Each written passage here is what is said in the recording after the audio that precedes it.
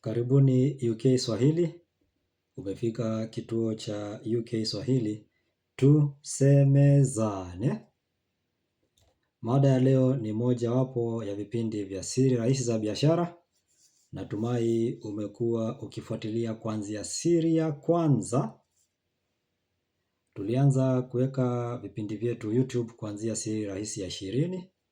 Hadhira ya UK Swahili walisema wamechoka kutafuta UK Swahili huko Spotify.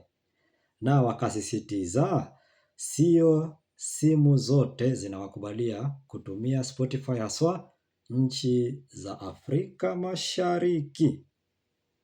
Hivyo basi UK Swahili tulitengeneza muktasari kuelezea siri rahisi ya kwanza hadi ya 19. Ndio baadaye tukapeperusha siri ya 20 ikawa na mtiririko wa mawazo, na pia tutakuwa tunarejelea siri za mwanzoni ili kuelezea zaidi jinsi vinavyoshahibiana. Huenda usitumie siri zote tunazungumzia hapa UK Swahili, lakini itakuwa vema ukichagua siri angalau 3 zinazokaribiana. Kwa hivyo ni vizuri ukizielewa kwa undani. Muda ukituruhusu tutarudia siri ya kwanza hadi ya 19 hapa YouTube ili mpate kuelewa kwa undani. Ikiwa itakufaa kusikiza sauti pekee, basi ingia Spotify, tafuta UK Swahili na utazipata zikiwa na mada siri rahisi ya kwanza hadi ya 19 kwa mtawalia.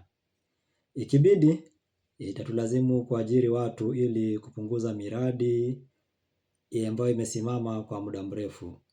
Ndio raha ya UK Swahili, na ndio raha mkiendelea kujifunza UK Swahili ama kujifunza Kiswahili kupitia vipindi vyetu hapa.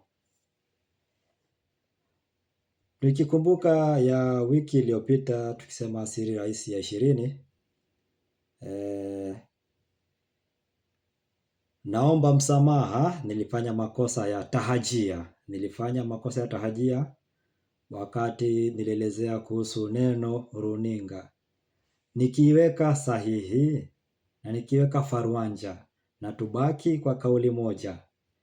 Jina runinga limeunganisha maneno rununu na maninga.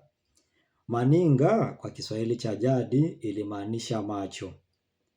Basi televisheni iliitwa rununu ya maninga kumaanisha macho ndiyo yalitumika kuitazama. Kisha neno likafupishwa likawa runinga. Hata hivyo nashukuru kwa wale mliogundua hili kosa. Hata hivyo ina maana kuna idadi yenu mnasikiza UK Swahili kuelewa misamiati na kujifunza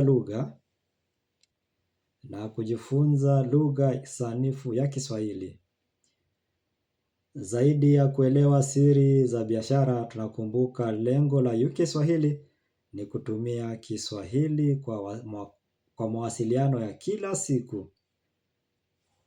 Isiwe tu mnaongea Kiswahili kizuri wakati wa hotuba rasmi kule bungeni, ama wakati unamtongoza raia wa Tanzania ama mkazi wa pwani pekee.